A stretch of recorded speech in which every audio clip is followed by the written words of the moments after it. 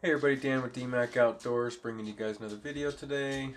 Today we are in the kitchen cooking some food. So I wanted to take you guys on my little adventure as I make a gumbo. So it's a recipe that I built myself. I don't really have an actual written recipe, so we're going to kind of just show you everything that I do and how I make my gumbo. So stay tuned.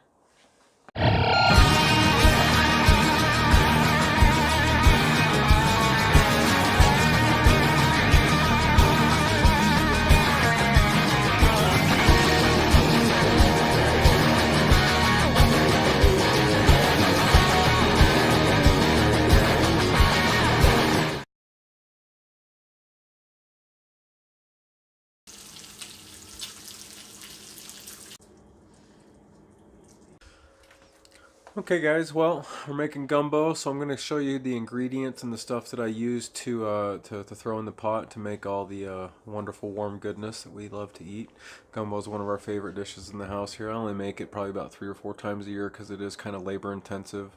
It takes me about an hour to make a roux, and then a couple hours after that to cook down the gumbo and everything. But let's just go ahead and show you everything. And and I'm not, obviously it's you're going to be some traditionalists out there that make real gumbo that are going to tell me that this isn't real gumbo and whatever, and that's cool. I'm not doing it exactly with. I'm not doing it with okra.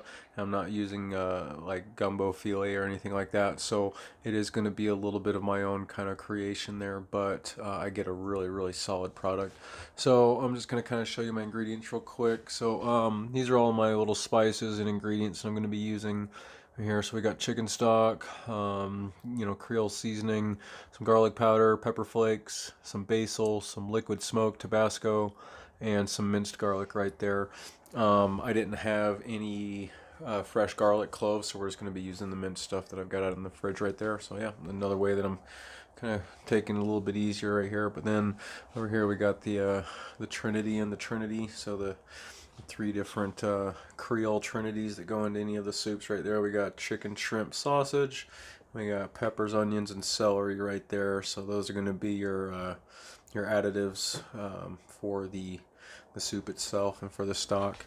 And it's really easy. Like gumbo, all it is I cut down a pepper, cut down some celery, cut down an onion, pull the husks off some shrimp, chop up some chicken, chop up some andouille sausage right there, and then we're just going to kind of mix and match all of this wonderful goodness right here until we get to, and then right here I've already cooked some bacon and thrown a stick of butter in there, but this is going to be the base of my roux right here. It's just a whole lot of grease. Yeah, that's how we do it there. And then I've just got my flour that we'll be whisking in. So come and enjoy the ride as we slowly start to make some gumbo.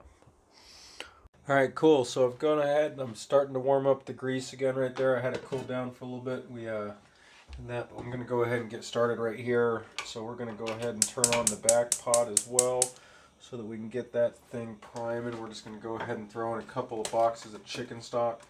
I usually start with 2 boxes of chicken stock, and then I've just got 1 more can of broth right here in case I need to stretch it out just a little bit more. So we'll go ahead and just get all this stuff, start that on a slow boil right there, and then we'll, while this stuff is getting up the temp, we'll start making the roux there.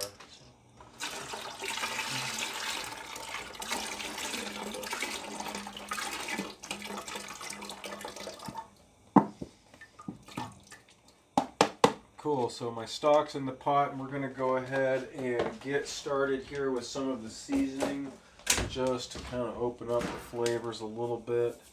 Throw in some Tony Chachere's Creole, throw in some Tony Chachere's Spice and Herb Blend, maybe a little bit more than that. So open up, there we go. And like I said, I don't have a written recipe. I go off of visual and off of smell. So that's going to be kind of one of those hard things that I can't really give you guys like exact measurements right here, but you can pretty much figure it out. I haven't never really run into a problem of over seasoning, but it has had a problem of under seasoning. So pretty liberal with my. I'll get to that one in a sec. Pretty liberal with my spicing right here, just so that we can. That. basil in there. Basil is another one that's kind of a mandatory spice to use in any of your Cajun cooking right there. Obviously, I don't have any fresh basil, so we're using dried basil right there. Cool, so our grease is up to temperature right now. So we're going to go ahead and just let that set. And we'll probably add some more seasoning into the stock pot here in a little bit, but we're just going to let it start warming up. Turn the temperature down to right at medium heat.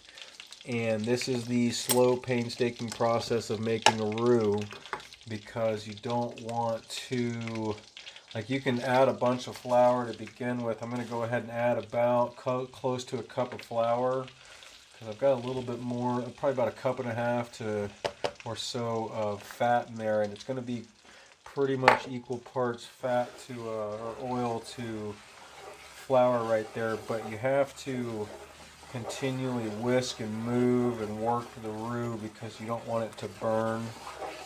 And so it's just kind of or you don't want it to get hard, you know, cook up the flour too much. So, and then we're just going to do this for the next 45 minutes to an hour, however long it takes for me to get this to like a, so right now it's at like a really light tan blonde color. We're going to take it to like a just past peanut butter, kind of get into like a kind of a milk chocolatey color right there. So we're just going to slowly cook this flour into the oil, and that will be our roux / thickening agent for the gumbo there. So I'm going to go ahead and flip you guys on the time lapse, and we're going to get this ball rolling.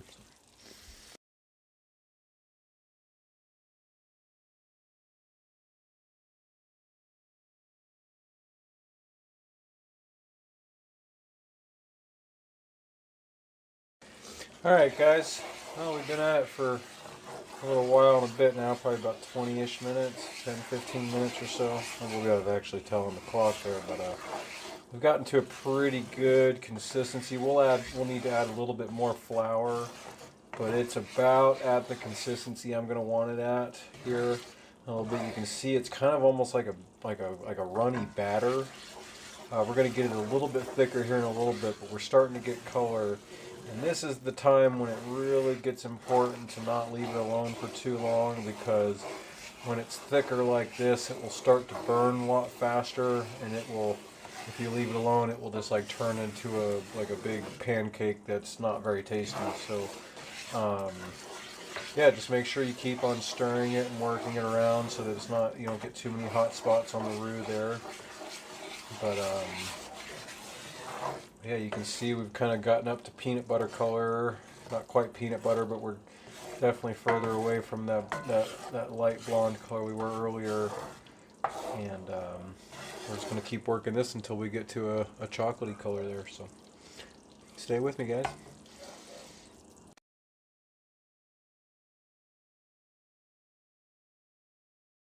Alright guys, well, I grew a third hand, as you can see, because I got a third hand stirring the roux right there. We're going to throw some ingredients into the stock pot while my third hand keeps the roux going over here.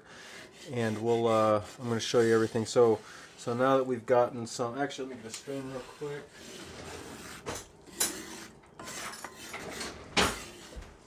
Cool, so our stock is nice and boiling up, so I'm going to go ahead and just start throwing the meat in. I'm not going to throw in the vegetables, because the vegetables we're going to finish, or we're going to start and finish the roux with right there. But we're going to go ahead and just chuck some of the garlic in there right here. And I'll probably use the rest of this jar and possibly go open up another one, because that is one of the ingredients that is required for gumbo is garlic. So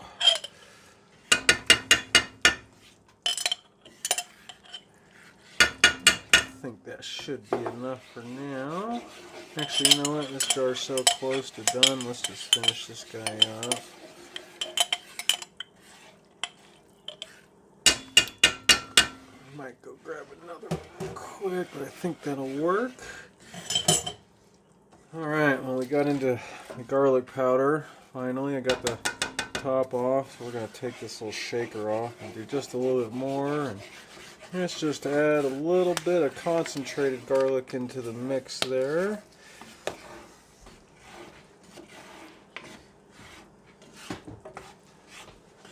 Alright, well, into the stock pot goes all of the meat, so let's go ahead and just start dunking this stuff in there.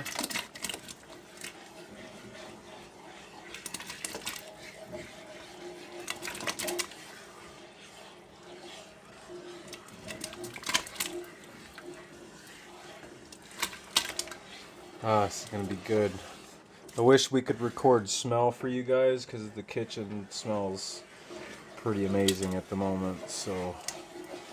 And just look at those shrimp, man, they look so tasty. Very excited about this dish. This is one of our favorites. Cool, we got all that stuff into the stock, so let's, we're just going to turn that up a little bit to get the temperature back up, but we're going to, actually, you know what, while I'm in here, give me a second.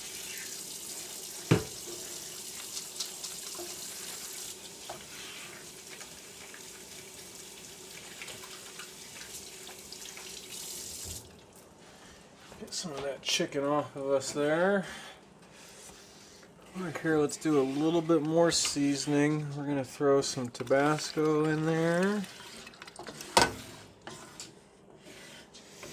Smells right. And then we're going to throw a little bit of liquid smoke in as well.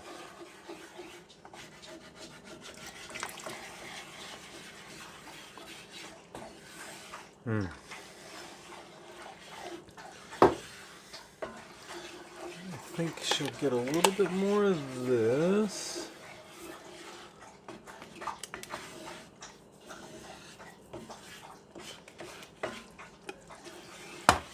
Cool. Give that a big stir real quick. And we're going to let you guys take a look. And while we're at it, we're going to come and check and see how the third hand is doing on the roux. As you can see, it's getting, we're up to a nice kind of chocolatey color right there. It's looking tasty. We're going to take it just a step or two further. We like the darker based stuff, so we're just going to go a little bit further there. But stay tuned, guys.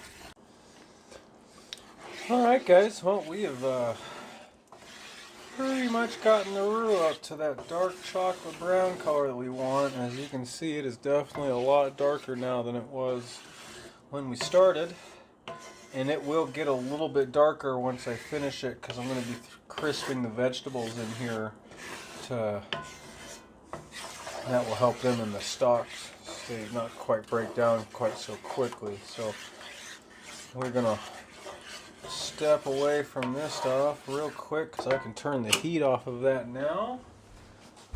We are going to grab our pallet of vegetables right here, and we are just going to go to town. We're going to cool down the roux with our veggies right here. I like to use the onions and the celery first in there.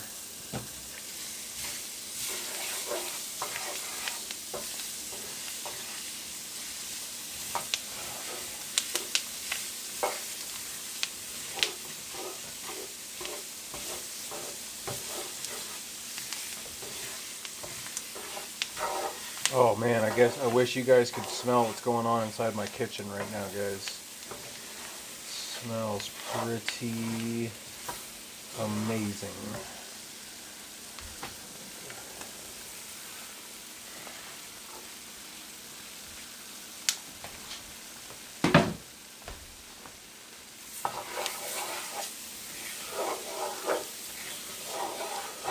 So this is kind of like sauteing the vegetables without really having to saute them too much, because they're kind of getting deep fried and shallow fried and pan fried and all that stuff all at the same time.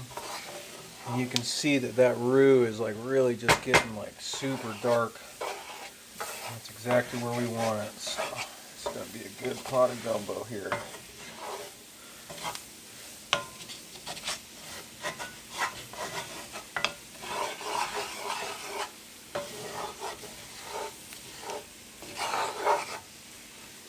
Cool. Well, this is pretty much it. Like that's all the hard, heavy lifting with the gumbo right there. we're gonna I'm gonna open up the stock pot and we're gonna chuck everything in there so you can guys see me make it down. But we're at a point now where we're just a waiting game, waiting for it to, probably keep it on the stove for another couple hours just to let it slow cook and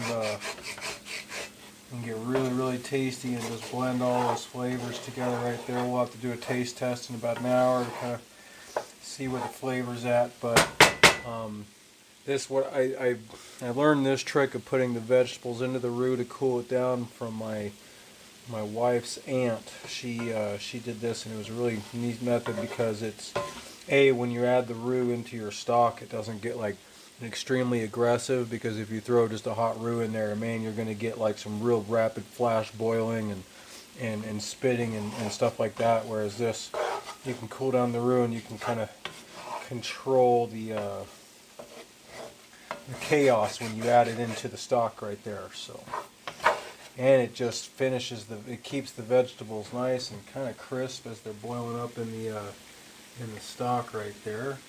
We're going to open up the stock. I'm going to turn the temp up on this for a little bit just to blast it with some temp while we're open and stirring and stuff right there. But let's go ahead and start adding some some roux into there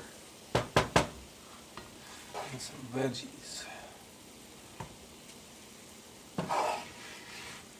One of the things that I didn't mention it beforehand, but I like to make my roux with cast iron. It's cast iron. If you guys don't cook with it, you should. It's awesome. Really, I mean, it's got its own demons to fight when you're cooking with it, but so does every other pan that I've ever used right here. Really big fan of the cast iron. And then I've got this pan right here, that big stainless steel pan right there. It's like a 14-inch like saute pan. That's a really nice cooking pan right there. I like the stainless steel, and the cast iron has proven to be the best for me to cook with. I really enjoy the way they distribute the heat across evenly. You don't get too many hot spots on the pan. It's pretty even temping across the whole pan there. So, all right, well, I'm going to get the rest of this stuff added in real quick, and then we're going to give the gumbo a nice good stir up and turn down the temp now that we've got everything added in, and let it slowly boil up until it's ready for eating. So stay tuned with us.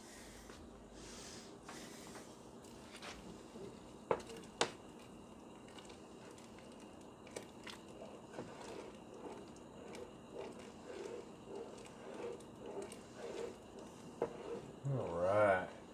Oh man, it looks, I've said it like 4 or 5 times, guys, but I really wish you guys could smell what's going on inside this pot here, because it is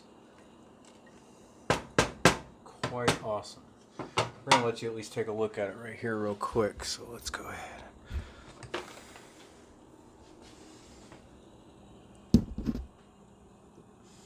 Look at that goodness in there. So we're just going to let that thing cook up for the next hour or two, and then we'll eat it up, and we'll show you what it looks like in the bowl.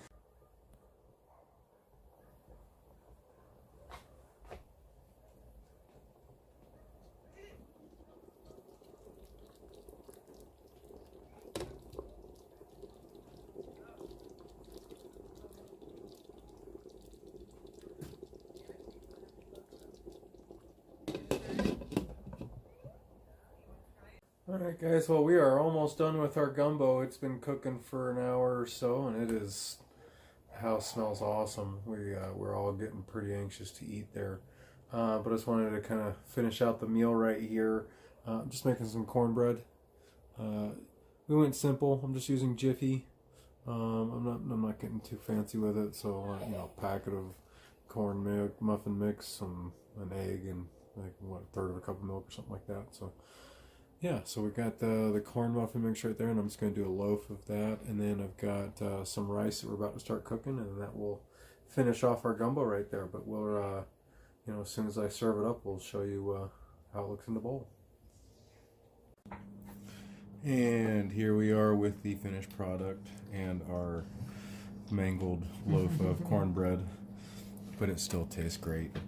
The verdict is in, and it's an excellent gumbo, as you can see, man. We threw some rice in there. This one's gone. That one was apparently defective because that's an empty bowl. I don't know what happened there, but yeah. So you can see it's just it's good stuff. Cool. Well, that's our finished product. Thanks for tuning in. Feel free to like, share, comment, subscribe. Smash that notification button for future content. And this is us signing out. We're going to finish our dinner now. Cheers.